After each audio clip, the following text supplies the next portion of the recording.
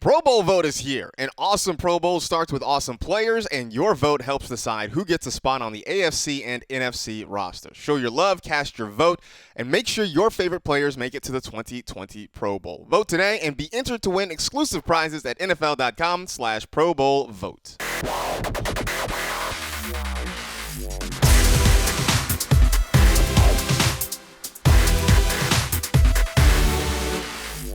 What is up? Welcome to another edition of the NFL Fantasy Football Podcast. It's me, your man, MG Marcas Grant, alongside the Fantasy Hall of Famer Michael Fabiano and the Fantasy Viper Graham Barfield.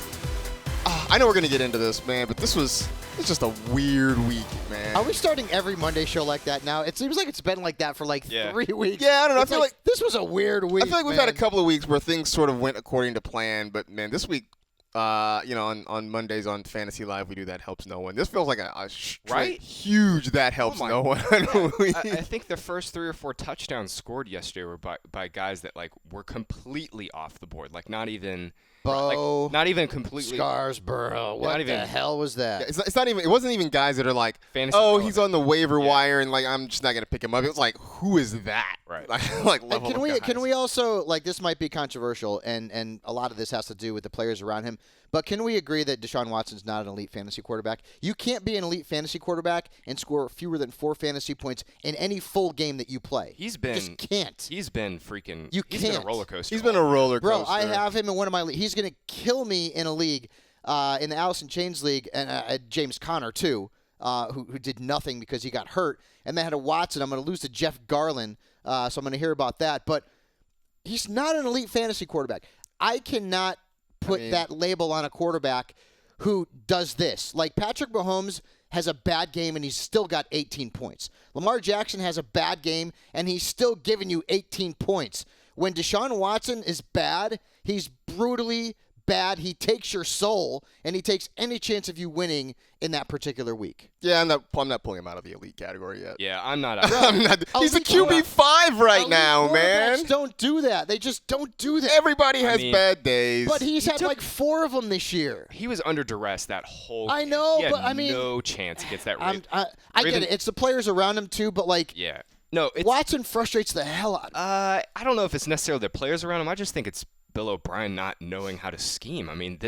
We knew what the Ravens wanted to do. We knew they wanted to go out and force a ton of pressure on that Texans offensive line, and O'Brien and his staff just didn't adjust. He took 6 sacks yesterday. He is just all or nothing. Yeah. All or nothing. It was a really tough spot. And he's got the Patriots and the Broncos coming up. Yeah, that's not great. And in the first matchup of the fantasy postseason, he's got Denver, then he's at Tennessee, then he's got the Yucks. But boy, it was hard to trust him, man. And it was that, and as you mentioned, right? This week was a little bit weird. I sat Cousins, who had a brutal matchup to play Watson. Well, and at halftime, Cousins it looked like a good move. Went bananas in the second half of that game. I'd say at halftime, it looked like it was okay. The Vikings just needed to get their asses kicked. And by the way, they were good. Kyler Murray, I loved you in the preseason. I said you were one of my favorite breakout quarterbacks. I said to sit you both times against the 49ers. Here I am with egg on my face. I apologize. I don't know when the Niners and the Atlanta Falcons changed defensive personnel over the last couple of weeks, but holy God. We'll get to all that. Kyler, at this point, he's matchup proof. We will get really all of that. Yeah, the Niners and especially Atlanta. We got to talk about that, dude. Yeah, we'll touch on that. We'll touch on plenty of stuff. We'll look at some of the running back situations over the weekend that just went kind of sideways. Because it is Monday, of course, we'll do the waiver wire as well. We got some big questions from Week 11. We'll do all of that and plenty more. But first, let's go behind the glass as we always do and talk to our faithful producer, Senior Edward L. Murphy, Esquire. Murph, what's up? So we all going to draft Tua Tagovailoa when he's a member of the New England Patriots next year very high? That's going to happen. He's going to slide in the back of the first round and just tear it up like Kyler right now. Oh, man. I could already picture that. When, because Brady's only got a couple more years left, right? And then Tua just slides on it. And I can't. Yeah, you say Brady doesn't have any more, has only a couple years left, but you don't realize that robots don't age. That's true. Yeah. This is true. And, next year he'll have A.J. Green, so. Oh. That just hurt my heart. Yeah, just put that on the radar. I'm already mentally preparing early this morning. That just hurt my heart, man. That's not a good thought to start a Monday. Not a good way to start the week. Yeah. Not even a little bit. So, all right, that's a good way to start. Let's do some news.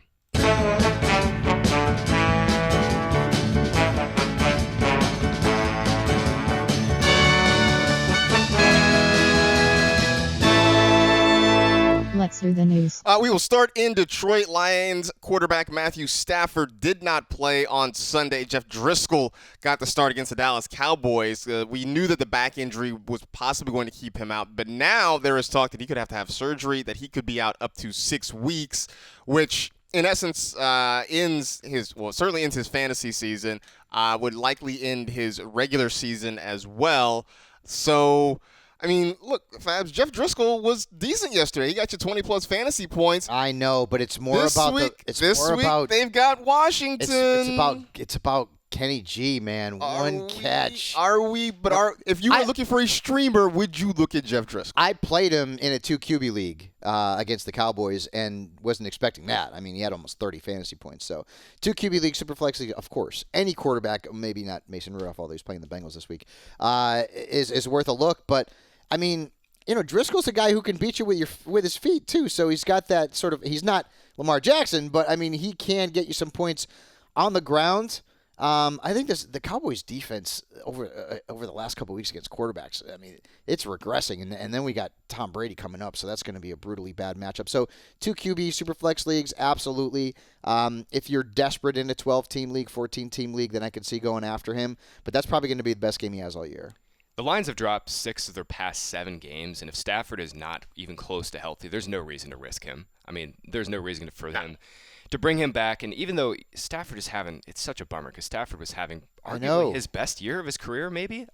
He's playing really well. At least statistically, he was having one of his best seasons ever. It's a bummer because, I mean, I think Stafford was carrying quite a few teams that, were relying on him from the late rounds because he was – I mean, Lamar Jackson was one of the best late-round quarterbacks of all time, but Matthew Stafford arguably would have taken the late-round quarterback mantle this year had Lamar Jackson just not. For me, though, the big thing is that, you can't trust Kenny Golladay, and I know that Marvin Jones scored twice yesterday, so if you started him, then, you're feeling pretty good. But, I mean, Kenny G had 1 catch. It was late in the game, and, he had that 1 touchdown the week before against, I believe it was Chicago.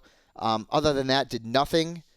And so now it's a point where, remember I was talking about how I was either going with Kenny G or Joe Mixon this week, and I went with Mixon because Stafford was out. Right. So now, moving forward every single week, instead of Kenny G being a plug and play, you got to look at the matchups now.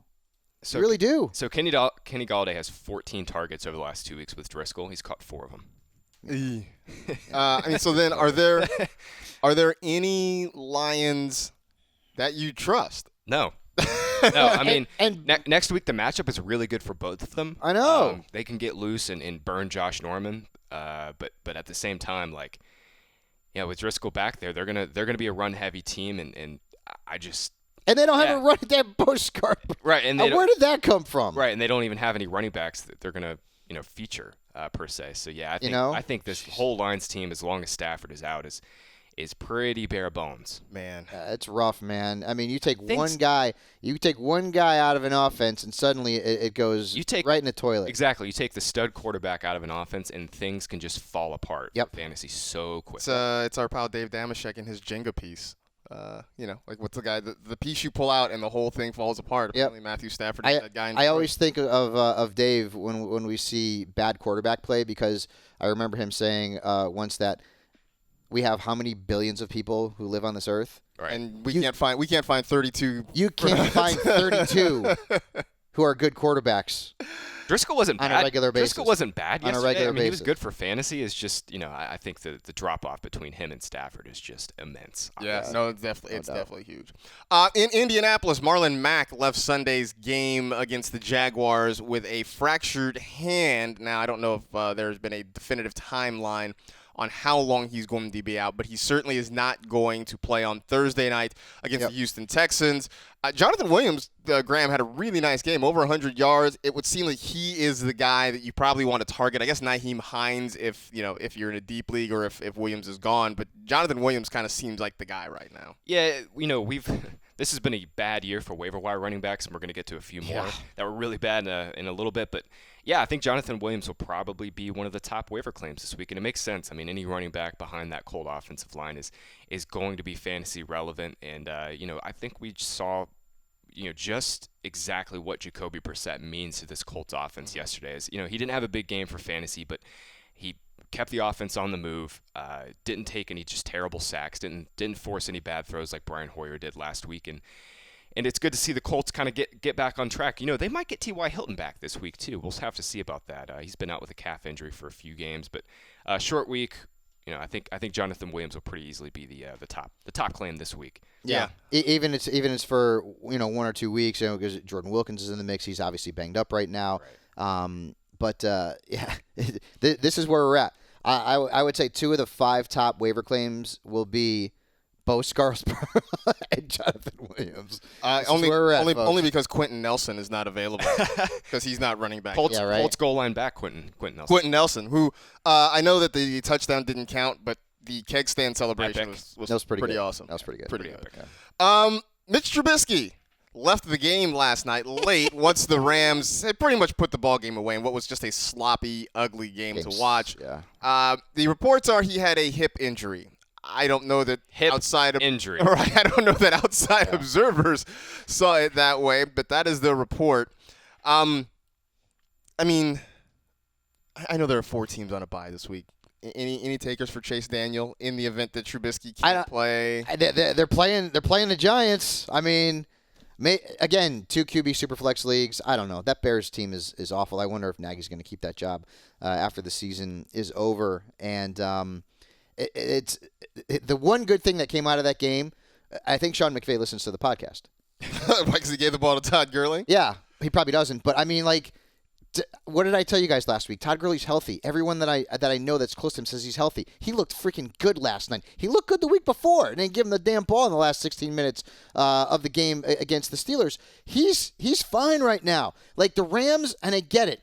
Last year, all of the offensive fireworks and, the 55-52 game against the Chiefs and, Goff going that's not what this team is now, okay? You have to play good defense, which they can, and you run the damn football. That's the only way the Rams are going to win games the rest of the season. They can't do it with Jared Goff. He had 3 more turnovers last night. Goff stinks right now. He's not great. He's not even rosterable in fantasy leagues. Not great. He's not rosterable. And they've got the Ravens coming up next. Good luck with that. Goff should have been on the waiver wire 3 weeks ago, okay? So that's what the Rams have to do. Freaking give the ball to Gurley 20 times a game, okay? He's healthy right now. Give it to him until the damn wheels fall off. That's what you've got to do if you want to make the playoffs, because Goff is not getting you there. Especially with your top I don't know what happened with Robert Woods. Hopefully he's okay. Yeah, but, with Brandon Cooks, with the concussion issues, I mean, just give the ball to Gurley. Woods was out. It was obviously a healthy scratch, but he was out with a personal issue, and I don't think the Rams really went too. Right, that's what I'm saying. I hope everything's okay with him. What happened with that? But going back real quick to the Bears, can we get Allen Robinson deserves so much more. I mean, he deserves so much more. His career arc has been Blake Bortles. Nagy didn't. Mitch Trubisky. Yeah, I mean, Nagy didn't even try to get creative with him until later in the game. They were lining him up in the backfield trying to get him the ball. Yeah. Imagine if he was catching passes from Dak or Breeze or somebody like that. It would be lights out. Literally anyone. Yeah. Literally pretty much anyone else. Can we get him back to Jacksonville and have him play with Foles and Nick Minshew? Foles, right. That'd be great. Man. That'd be awesome. Yeah. Man. Do you think he just I think I saw somebody tweet. Do you think he just watches highlights and just silently cries? Yeah, but you know what? Then he looks at his checkbook and he's like, "Yeah, oh man." There you go. That's pretty much everything you need to know.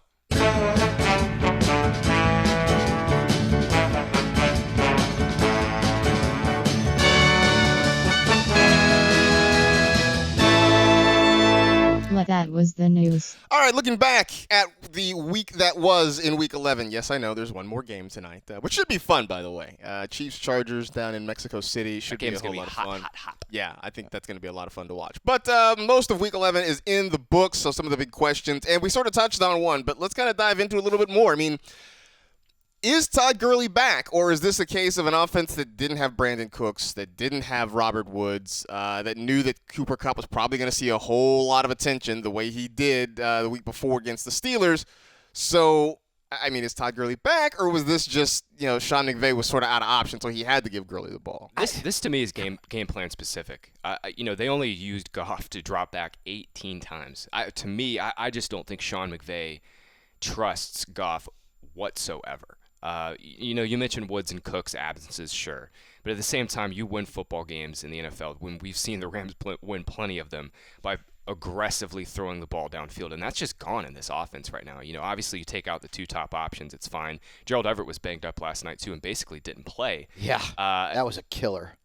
I mean, still though, Sean McVay it's just clear he's lost all confidence in Goff, and it makes sense.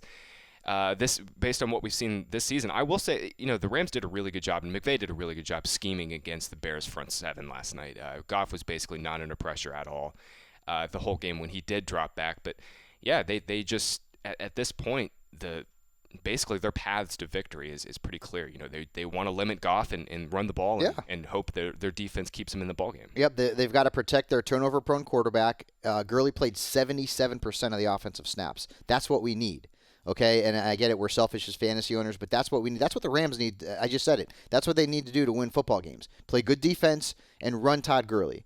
And the matchup this upcoming week is not great against Baltimore. I get it, but if McVay sticks to the game plan and the blueprint that he used to beat the Bears last night, then suddenly Todd Gurley is going to be a little bit easier to start every single week, because there was a few week stretch there where if Todd Gurley was in your lineup, you were scratching your head thinking, what am I going to get here? The Rams are right on the cusp of the playoffs, too. I mean, the Eagles are 5-5. The Panthers are 5-5 and looking like they're trending down. Yep. Rams can sneak in and get that six seed in the playoffs, because the Bears are pretty much out of it by now. Yeah, I think that loss might have pretty much cooked the Bears. It did. I know everybody was excited, although the Malcolm Brown touchdown at the end, I'm sure frustrated a whole lot of people. But the good thing was that when Gurley scored his touchdown, that was actually Malcolm Brown's series. All right. And they brought Gurley in. Exactly. So that was good. And Gurley owners have to be thrilled too, because the previous 4 or 5 games, I mean, Gurley had not seen anywhere close to this type of volume. So I mean, and they threw the ball to him out of the backfield a little bit more.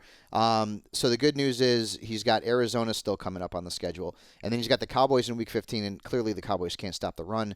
And then you got San Francisco in Week 16, which is not ideal, but all we're looking for, Sean McVay, is volume. Just keep it up. Keep it up. Todd Gurley's healthy. Give him the damn ball like you did last night. Yeah. I mean, look, I thought they were going to kind of load management Todd Gurley until the last part of the season. They we're load here. management. It's here. We're here. Last year, right? Here. Exactly. And now you're good. Now you're ready. So now give him the ball. Now you got to use it. Exactly. Do we have to stop picking on the Falcons defense? Yep. So it's 2 weeks in a row. They shut down Drew Brees and the Saints last week in the Dome. They shut down. I know Kyle Allen is not on the same level, although I did have some concerns about that. They shut down Kyle Allen. Which, side note, by the way, Christian McCaffrey scored 30 fantasy points without getting in the end zone. No, Christian McCaffrey scored 30 fantasy points with Kyle Allen playing maybe the worst game I've ever seen a quarterback play this season. I mean, Kyle Allen he was. So Christian McCaffrey he's a superhero. He's a fantasy superhero at this point. But the bigger question is the Falcons have turned things around, and I was looking at it last night. Part of it has to do with they're getting a lot more pressure on the quarterback. And they're not even blitzing as much, but they're just getting to the quarterback. 11 sacks the last 2 games. Suddenly, that secondary doesn't have to cover quite as long. They're not getting picked apart as much. I'm not saying that they're not they're not matchup proof, but maybe they're just not the soft target they once were. No, Marcus, this defense going into the Saints game had 7 sacks all year. They've had 11 in the last 2 games. Yep. They had 2 picks all year. They had 4 yesterday. And now you got Jameis coming into the Dome, and I am sitting Jameis Winston if I can. Coming off a 4-interception game, I said it a couple of weeks ago that I'm starting to trust Jameis, but Jameis is not 100% trustworthy. He's just not. He just isn't because of his tendency to have those implosion games.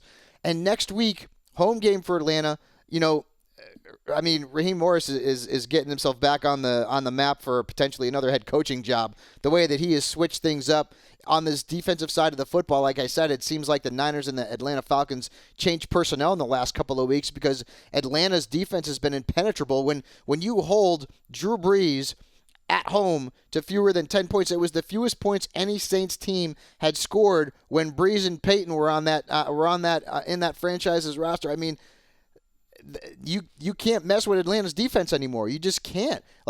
This is one of the things that we have to look at, where you look at the big picture, right? And you think, like the Saints earlier in the season, they had getting crushed by quarterbacks the first 3 weeks, and then suddenly they sort of change things and turn things around, and they were tougher.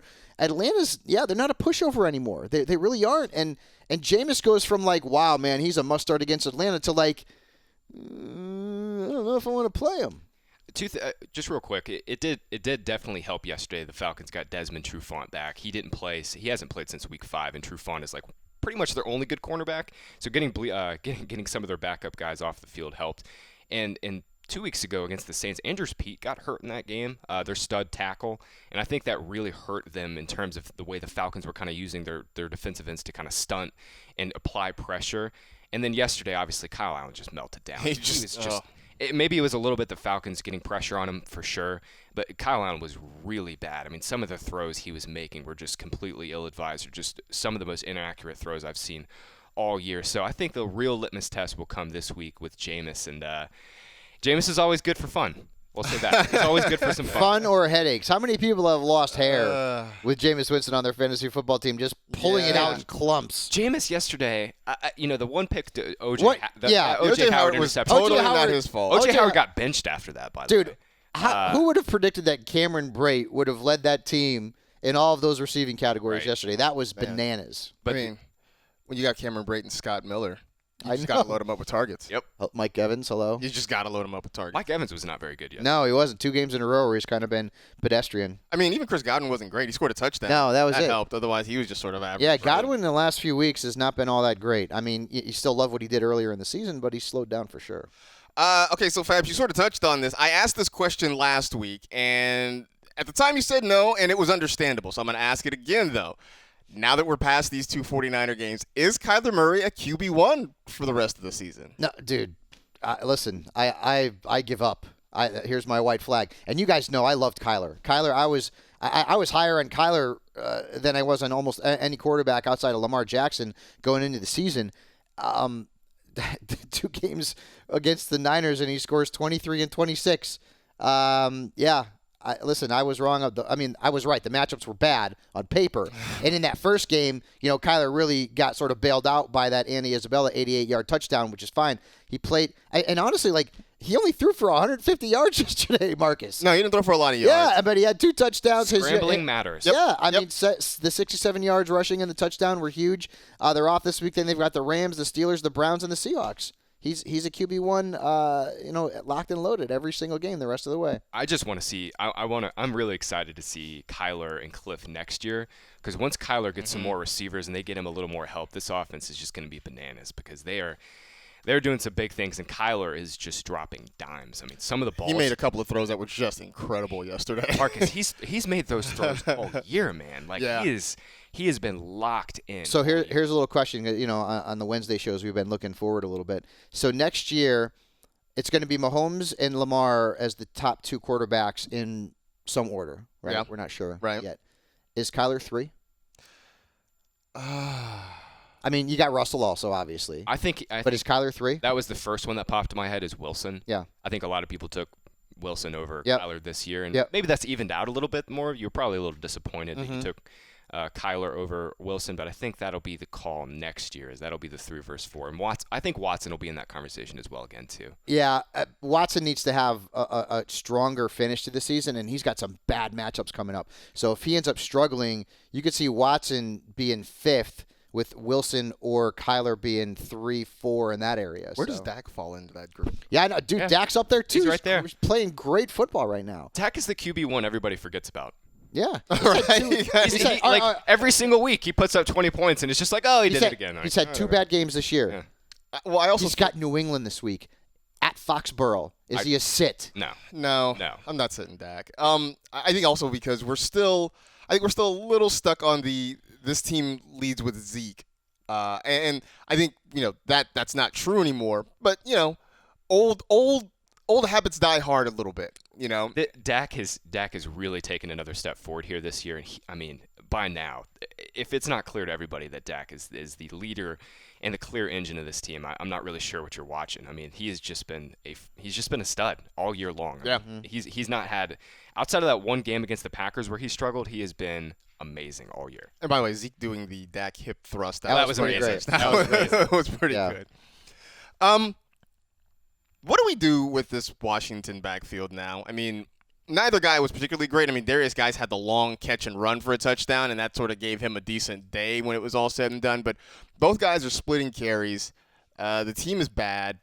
I don't know what to do with this group. They got Detroit. They have Detroit. I'm playing Darius. Darius outsnapped him. It was really, really close. It was really close. Right. But Darius is getting the opportunities. I think we talked about like the Chris Thompson role. He had that long touchdown in the game yesterday.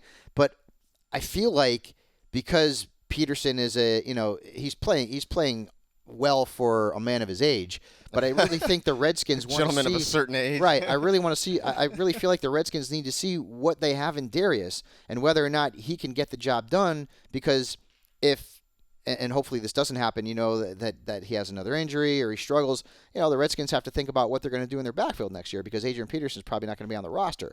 So I feel like, slowly week in and week out as we get through the rest of the regular season, I think Darius is going to see more and more snaps and more touches. And I would absolutely play him coming up because, this is a great match. He won't get a better matchup all year against Detroit. And the Redskins have one of the easier schedules remaining for running backs. So, and maybe I'm saying it because he's a buddy of mine, but I think he's set up really well next week. I said and I wrote a couple weeks ago that Darius Guice is probably that guy. He's akin to what we saw with Damian Williams last year, who comes in late in the season, has fresh legs, gets the ball a lot, and can possibly get you to a fantasy playoff or fantasy championship. So I still do believe that. I hope that eventually Bill Callahan decides to kind of have a more distinct division of labor than these two guys splitting carries kind of down the middle. And the big problem, too, is Wendell Smallwood played a bunch yesterday, too. He led this backfield in routes run pretty significantly, and maybe that'll chip back towards Guice's side. Mm-hmm. I would bet as the season moves along here, but Dwayne Haskins, guys, took another 6 sacks yesterday, and outside of a few really nice throws, it was that busted play against he hit to McLaurin, but it got called back. Yeah, that sucked for if you started McLaurin too. Oh boy, I just really don't have much confidence that this Haskins-led team, even though guys can be amazing, but if they're never going to be in the red zone and getting scoring opportunities, it's going to be really hard for guys to hit a ceiling. But definitely, for sure, it was nice to get him back yesterday, and just got to hope he stays healthy now. Right, but again, you look at the schedule, right? This is a pretty good schedule. You've got Detroit coming up, then you got Carolina, and they've been getting crushed by running backs all season long. True. Green Bay, bad against running backs. Philadelphia, that's going to be a tough one, and then you got the Giants. So, really one bad matchup. Yeah, the rest of the season. The next 3 is amazing. Yep. That's for sure. Yeah. Plus, they got to figure out how to hide Dwayne Haskins a little bit. Sure. They can't have him leading out there, so that's just not going to work out. Last one here. Can we trust Baker Mayfield for the rest of the season? We kept looking at the schedule, right? It was supposed to lighten up, and he played well against what we thought was a good defense in Pittsburgh. Yep. That was the Baker we kind of expected to see. Yeah. He played with a lot more confidence. He was not seeing ghosts back there, and look, I thought he handled that Steelers pass rush extremely well. And now, we've been mentioning that the schedule does get a lot easier for them down the stretch here. I'm not sure he's going to be the same QB1 we were expecting him to be, but he gets Miami next week. Then they play the Steelers again. That'll be really interesting. But then, back week 14, they'll have the Bengals. So yep, and then Arizona. At least 3 of their next 4 games are really solid, and I kind of think Baker will be a hot pickup this week on the waiver wire. No doubt. And, I've been a big critic of his only because, in the industry we all loved him and he was just awful. And, honestly, he had that negative 2-point performance against San Francisco in week 5. You're thinking, what in the hell's going on? And everyone dropped him across the board. But since then, he has had 4 performances of 17-plus points, including 2 with over 19 in his last 5. The only game where he tripped up was against New England, but we all sort of expected that. Now you've got Miami, where, Baker's owned in 46% of leagues on NFL.com, so he's out there in half of leagues. I think the Pittsburgh game is tougher. That's at Heinz Field, and there's obviously some raw emotions there between those two teams. So I don't know. Just a little. I don't know if that's a great matchup, but Miami, Cincinnati, Arizona, in 3 of his next 4, giddy up. Giddy up for that one, and Baker should be added and started this week if you need a quarterback against the Fish. They seem to have kind of turned things around there. A little bit. Offensively. Some of it is just cutting down on dumb penalties or whatever, but they also are playing, I think. Which is odd, too, because Odell Beckham Jr. is still not. I was about to say, if OBJ doesn't go for like 100 bills and a score next week, I don't know what we're doing. Well, no, remember, this is the Jarvis Landry revenge game. Yeah, exactly. Let's look at some running back situations. Some things that happened on Sunday that sort of left us feeling a little bit weird. To say the least. To say the least. I picked out 5 of them yesterday, starting with Brian Hill, who was everybody's favorite waiver wire pickup over the week. Yeah, that didn't really work. He got 15 carries for 30 yards. I think he had a catch for 8 yards, something like that. It was not a great day. And this was one I remember watching Brian Hill, watching some of his tape when he was at Wyoming, and thinking he was just sort of kind of a jag, kind of just a guy. He's right? an inside grinder guy. Yeah, I mean, there was nothing that really jumped out about him on tape to me. And I think I sort of selectively put that part away and just looked at the fact that, hey, he's the starter now. He's going to get touches. It's going to be great. And at least for me, it was sort of a reminder that, not every single player is plug and play just because they get that opportunity. And I think that's what sort of happened with a lot of us with Brian Hill this week. He probably got a little bit unlucky, too, because Allison came in with his first NFL carry. And got a touchdown. And vultured a touchdown. Well, also, Hill had a touchdown called back. And I was going to say, he had a touchdown that was called back on penalty. I think, if anything, it's just Brian Hill's not the receiver Devonta Freeman is. I mean, he can't be used in the passing game because he just doesn't have much lateral movement and lateral agility ability. Yeah, so that was one. Going forward, though, like this week, what do we do? Because Freeman very likely could be out again. Yeah, but they got the Bucs this week, though, that makes it easier. Nah, you're not playing any of the Atlanta running backs. I mean, volume, that's what we talked about, and he had a great matchup this week. Tampa Bay's defense against the run is brutally freaking tough, man. Yeah. So Saints I don't know about that. Saints and Kamara did a really good job yesterday, though. They carved up that Bucs team. Yeah, I mean, Kamara had 10 catches. Yeah, Latavius didn't do a thing. But Brian Hill's not Alvin Kamara. I was just about to say Brian Hill is not even close to Alvin Kamara, and the Saints offensive line is light years better than the Falcons offensive line. All right, so we touched on this a little bit. Bo Scarborough. What? I mean, look, I know we went into this week, and I think both of you guys, I know, Graham, you certainly were like, hey, J.D. McKissick might be a nice play in this one spot. of my leagues. I know Ty Johnson wasn't necessarily on a lot of people's radar, but he was there. And then Bo Scarborough, which, I don't know, maybe this is some kind of weird revenge game because he was a Cowboy for like 2 seconds. For like 2 seconds. I mean, he got a lot of the touches. He scored a touchdown. Yeah. Just, I don't know. I feel like we stay away from this. At this point, you need to learn the lesson to stay away from this Detroit backfield because Matt Patricia is going to do something different every week. They've got 3. It seems like they've always got 3 guys. They cut Paul Perkins in the middle of this past week and then gave Bo Scarborough 14 carries. I think they promoted him on Saturday, right? From the practice squad. Something like that. Yeah, it was it was pretty close. To the game time. After the Trey Carson debacle, we all expected to be Ty Johnson, and I just full on avoid this Lions backfield. Yeah, I can't. I just can't. I can't with this group, so I'm done. David Johnson played 7 snaps, didn't touch the ball. 11% of the snaps. That's it. Is it over? At least for this year? I mean, Kenyon Drake has looked pretty good. Let me ask you a question. Okay, yeah, David Johnson has done nothing. And the one little bit of film that we've seen on him, which was like last week, he ran like he had a concrete block on his back. Right? Cliff did the right thing this past week by basically not playing. Now they're off this week, right? They have a bye. If there's a hot free agent on the waiver wire, is David Johnson now? It'd have to be a lot because there's not much out there on the waiver wire. It'd have to be a lot. Okay, you have to get real lucky. He looks. He's. I don't know why he's even active. I mean, the last 2 weeks. You wonder if he really is. Why don't they just sit him down? But yeah, they don't really have another option. I mean, if DJ is what happens if when Chase Edmonds comes back? Right. Then you're looking at a 3-headed monster. Right. Chase Edmonds could come back after their bye with that hamstring injury. So that is that even more fuel for the? I don't know if maybe David Johnson's worth a roster spot at this point. Yeah, I don't know that I can let go of David Johnson. I don't think I can either, but at the same time, I don't really think we'll know maybe until the end of the year what he's dealing with, right? Because the Cardinals sure haven't really been very forthright with their injury situations all year long, and especially when it comes to David Johnson. Guys, since week 7, he has scored 0.2 of a fantasy point. Yep. Ooh. Yep. That's it. 0.2. Now, he missed 1 game. It's 2 games, I think. Well, he was active. His 2 games was active against Tampa Bay. That's right. He was active. Had a fumble and then didn't touch the ball against San Francisco. And you've got the Rams after the bye, and the Rams are tough against the run. You've got Pittsburgh after that, I mean, Pittsburgh's kind of they haven't been as good against the run on the road this season. Then you got Cleveland and at Seattle. I don't know, dude. I mean, like I feel it.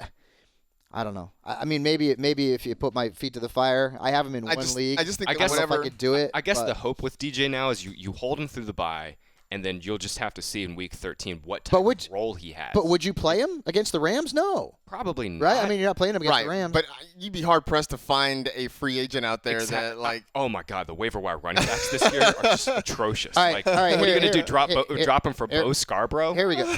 I mean... So, we all thought James Conner was healthy. There are leagues out there where Jalen Samuels got cut. Sure. David Johnson gets cut for Jalen Samuels? If we get word that Connor by Wednesday when waiver claims get set My through, guess is that Connor won't play. I mean, I'm just totally guessing, but he couldn't make it through a quarter with that shoulder, and he had 2 weeks to get healthy. That's a fair one. I think maybe that might actually be one of the only ones you can make for DJ. I guess my point is, I guess the hope with him now is you just hold on till Week 13, see what kind of role he plays, because look, the Cardinals, they need receivers, and if DJ's healthy, he will be involved. It's just I don't really think you can have much more confidence in it than that, though. It sucks. I love David, too. Yeah. He's a good dude, and I was so happy for his success, but right now, I know for me, it's maybe a little sentimentality, too. Just yeah, hard. He's such a good guy, hard man. to let go. Yeah. Yesterday was supposed to be the Miles Sanders day, and he had the bulk of the touches. He played the majority of the snaps there. Boston Scott, who, everybody's favorite sports talk radio caller, was right behind him. Their yardage totals really weren't that far off. And now, I don't know, Jordan Howard, we'll see if he's back next week. We'll see if Jay Ajayi starts to get more into the mix there in Philadelphia. I mean, we know that Doug Peterson is never going to be a one running back guy. I mean, I don't know, Graham. That one hurt my heart a little bit yesterday. It did, and the role was amazing. He played 85% of the snaps yesterday. It's just he basically didn't get involved as a receiver, which was really weird. I fully expected, with all of the Eagles' injuries out wide, I mean, no Deshaun Jackson, no Alshon Jeffrey, they're trotting out Nelson Aguilar as their number one receiver. I kind of fully expected Sanders to be way more involved as a receiver, and it just didn't happen. I mean, Ertz and Goddard had good games, but that was pretty much it for the Eagles. So let me ask you guys a question, and I've been on this for weeks and weeks now, okay? Sony Michel had 6.4 points. He is now averaging fewer than 7 fantasy points per game when he and Rex Burkhead are both active. Is Sony Michel playable? No. In games where Rex Burkhead is honestly, active? I would drop Sony Michel over David Johnson. Yeah, because at least if David Johnson does come back, he has an opportunity to be involved in the passing game. I mean, Michel is just, you mentioned it, Rex Burkhead kills his role. last 3 games, 7.4, right. 4 points by 6.4. Burkhead is healthy now. Burkhead got touches in that game yesterday, and that has erased Sony Michel as a fantasy option. This Patriots offense is not the same. This is a borderline slightly below average. It's not a great offense. Yeah, it's a slightly below average offense right now. I mean, they're throwing the ball a ton. They can't run the ball. Their left tackle spot is just a disaster. I mean, they're getting nothing out of their tackle play right now. Yeah. Okay, piggybacking on that, I'm going to put your feet to the fire again. The Cowboys have given up 19-plus points to 2 straight quarterbacks, including Kirk Cousins and Jeff Driscoll, who had 27. Is Tom Brady a play for you next week? Probably not. Really? The Cowboys' defense, and I know because I'm a Cowboys, we look like garbage against the pass right now. And also keep in mind what I was talking about a few weeks ago. The Cowboys' defense got fat and happy off of crappy quarterbacks from the defensive side, and Sam Darnold almost beat us for 20 points. Brady has thrown the ball. Keep that in mind. The only good quarterback that we've held in check this year is Carson Wentz. That's it. Brady has 40 pass attempts now in 5 of his last 6 games, and he only has 7 touchdowns to show for it in that span. Mm-hmm. And I think Philadelphia's tougher at home, though. They're tougher at home. I feel like this also continues a pattern we've seen of Brady lately, just kind of fading in the second half of seasons, and it's what happens when you reach a certain age, and you've taken hits, and they haven't needed him to. And I think this is another team where they're going to really rely heavily on their defense. I mean, Brady will throw the football, but he's just not. I don't know. I feel like I could probably find some other options out there. I like Brady. Tom Brady. So I get it. He's obviously an older dude. So he had 11.9 against the Jets. They were crushing that team in that game. Crushing. Week after that, scored almost 19 against Cleveland. You'll take that. Then he's got at Baltimore. Tough matchup. Bye week. Then at Philadelphia. Look at the stats. The Eagles are really good at home, not on the road. Defensively, they are really tough on their home field. And now he's got the Cowboys at home. And then he's got Houston and Kansas City and Cincinnati. Yeah, I mean, I don't think the Cowboys are bad. Like I'm looking at his numbers so far this year, right? And his big games have come against defense that were like really bad. But but we just gave up 27 to Jeff Driscoll. Yeah, but you guys aren't. And we gave up almost 20 to Cousins. Yeah. The Cowboys and we gave up almost 20 to Darnold. The Cowboys aren't Jets bad. They're not Giants We lost bad. to the Jets, they're not, Marcus. They're not that bad. Yeah. We lost to the Jets. I don't know. I like Brady. This is just when I feel like maybe this is just me being a pessimistic Cowboys fan, but I'm looking at the way that team is playing defense right now against the pass. I mean, even against the run. I mean, Dalvin Cook crushed us. We gave up a touchdown to both freaking Scarborough. I mean, like, we're just not playing good football right now. I think Brady's a good play this upcoming week against us. I mean, unless the Cowboys really get up to play the Patriots, and we've been playing down to a lot of our competition. I mean, really, Detroit was in that game the entire afternoon. Yeah, that was sort of surprising. we lost to the Jets. All right, I'm sorry.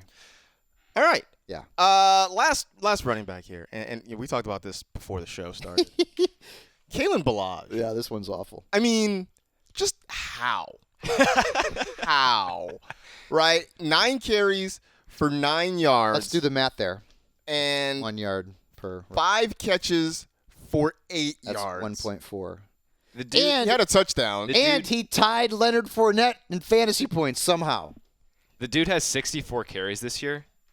His longest one yards. his longest one has gone for 8 yards. 8 yards. I mean, I just, yeah. At this point, I think it's pretty clear that Kalen Ballage is not an NFL running back. The Dolphins really don't have another option, though. They don't have any other options. They'll get Mark Walton back in 2 weeks, and that's it. You know? And even Mark Walton didn't look all that good. I mean, when you're tanking, it kind of does help when your running back is so bad that he would be better off just falling over once he gets to the line of scrimmage. But yeah. I don't know. helps your tank job. I mean, what does that say for like Patrick Laird? What does that say for Myles Gaskin? I mean, what does that say for these guys? Has Myles Gaskin even played? Nah, He played Patrick 7 snaps. Laird Okay. Played 7 snaps yesterday. He was a top 25. So far, he's a top 25 running back this week. Patrick Laird played 14 snaps yesterday. I don't. What does that say for those guys though that they keep running Kalen Ballage out there? Maybe it means Laird will be involved a little bit more because his snaps have increased now. But yeah, I'm with you. I'd say they want to see what they have in him, but I think they know by this point, right? I guess they're only using Laird as a receiver because he's only gotten a few carries so far. But man, Yeah. Oddly enough, it's a really heavily Pac-12 backfield they got. right? Ballage at Arizona State. Didn't Laird go to Cal? Laird at Cal. Myles Gaskin went to Washington. Yeah. I mean, that has nothing to do with anything. I just thought it was interesting to point out. So, and look, I will take the L on this one because before the season, I thought, Kalen Ballage could be a deep sleeper. I liked his home run ability with his speed and everything, but man, he's not good. Yeah, he's bad. He's all strikeout. You know how there's those guys in the MLB who just have a ton of home run potential, but they just swing at everything. Kalen Ballage just can't hit anything. Man. Wow. Yesterday might have been about the worst, and I mean the fact that he scored a touchdown sort of helped him, but man, that's bad. And you know what's crazy is that we're out here going into week 12, and we're trying to figure out whether or not we can start Kalen Ballage, Jonathan Williams, Bo Scarborough. Like, this is where we're at right now. Yeah, man, it's not good. Awful. Yeah. So that actually is a nice segue into the waiver wire because there are guys out there that are worth picking up this week. We mentioned Jonathan Williams at the top of the show, especially because Marlon Mack looks like he's already ruled out for Thursday, and we're not sure how much further beyond that. So Jonathan Williams is there. I got Nyheim Hines in there as well. Again, if you somehow miss out on Williams, or if you're in a really, really deep league, Nyheim Hines is a possibility for you. Bo Scarborough is there, although I don't know, man. I'm scared. I know. I mean, the matchup's good, right? I mean, yeah. The matchup's good, and then Ty Johnson's going to get 15 carries. Right. I mean, J.D. McKissic's going to catch 5 balls. It is absolutely for those that are desperate in deep leagues and are looking for somebody who might get touches. Yeah. Oh, man. Because that's where we're at right now in Detroit. God, has there been I guess a more detrimental injury to a team's backfield than Kerryon Johnson? Kerryon Johnson, man, like I mean, Kerryon Johnson would have been a league winner this year. it went from stardom every single week to who the hell is getting the football. I'm just staying away. Noah Fant, who had a pretty good game yesterday, probably would have had a better game if Brandon Allen could have, hit him. Oh my God! Accurately. And then that next play or 2 plays later, the touchdown goes to Troy Fumagalli. Troy Fumagalli, yeah, great. But Noah Fant, the last couple of weeks, has actually started to get some more looks, so that's definitely encouraging, especially because Kyle Rudolph is on a bye this week, so you may need a tight end. Right, dude. The holiday season, bro. And he's picking it up, man. Yeah, man. I think, the combination of the Vikings throwing it more and Adam Thielen not being there, but whatever. I'll take it. Baker Mayfield, who we talked about, is really picking things up lately. He's a nice play this week. Randall Cobb has back-to-back 100-yard games for the Cowboys, although they play the Patriots, as you mentioned. Yeah, so, exactly. Yeah. Hunter Renfrow, who I have been a fan of the last few weeks, especially. He's been really solid in PPR. And he had 2. I believe it was 2 where he got tackled like at the 2 or inside the 2 where he would have had a touchdown. It just blows my mind that he plays football. He's so small, right? He's just tiny. He's a tiny little dude. He just looks like a little. He's waving the flag for all of us vertically challenged folk out there. No, it says he's 185. I don't even think he's. I don't think he's close to. I'm not sure about that. Yeah, because like I weigh 185, and I'm not sure that Hunter Renfrow's. Yeah, no, I'm not buying that one. Yeah. Jeff Driscoll, who again has a good matchup this week against Washington, who played well against the Cowboys on Sunday, so he's out there. This one's Brian freaking Griffin, who I talked about in my Fabs 5 last week. Dude, all he does is score fantasy points. And Chris Herndon is out. Ryan Griffin, touchdown machine. And the tight end position is a disaster right now. He absolutely needs to be owned in every They get league. the Raiders this week. Every get the Raiders freaking this week, pretty good league. matchup. Yeah, Ryan Griffin, what does Marcus like to say? He's not the hero that we wanted. It's a hero. He's the hero that we Although I know a lot of folks were know? sort of like, I think I tweeted, "What is a Daniel Brown?" when he caught a touchdown. I know, right? Like, who is this I don't know. guy? Yep. But yeah, Ryan Griffin's out there. Deebo Samuel, who had another huge game for the Niners on Sunday, and Emmanuel Sanders is not right. He's hurting. I mean, Yeah. he went out and he played, but you could tell he's definitely hurting. And so Deebo Samuel is starting to pick up the workload there. And he was a guy, I think, at the start of the season that people thought could be a deep sleeper. I love Deebo. Yep. Especially because now it's A coming lot on. of people, yeah. Dante Pettis is It's over. missing I mean, in the action. bad news is that they've got Green Bay coming up. Green Bay's defense has been tough against wide receivers for the most part this season overall. But, I mean, if Emmanuel's banged up, I mean, Jimmy G is got to throw the ball to somebody, and we don't know what the status of George Kittle is either for the upcoming week. The big one. So Deebo could just get fed targets relentlessly. And can we all give a little bit of credit to Ross Dwelly, who was my tight end in DFS this week. He was one of my sleepers. I think everyone had. I mean, dude, it's the Cardinals. But has there been an easier matchup every single week to predict than tell people to start the tight end facing the Cardinals? Right. I'm bummed the Cardinals are on bye this coming week. Right now, what do we do? Yeah, exactly. So, I tweeted that out, and a couple of people were like, "Oh, Evan Ingram." Yeah, but Rhett Ellison scored a touchdown in that game. So, from a tight end, tight end as a whole still had a decent game. And then Tyler Eifert didn't do anything against it. But if you remember that game, Andy Dalton threw the ball behind him when he was open in the end zone, would have had a touchdown there. So, and you know who Jacob Hollister has a matchup against the Cardinals in Week 16. Jacob, so this is where we are. So even if you have a pretty good tight end on your roster right now, Hollister should be one of the most added players off the wire, if for no other reason than to hold on to him in hopes that you make the championship and play him against Arizona. I've been a lifelong Jacob Hollister dynasty owner for 2 weeks. So lifelong.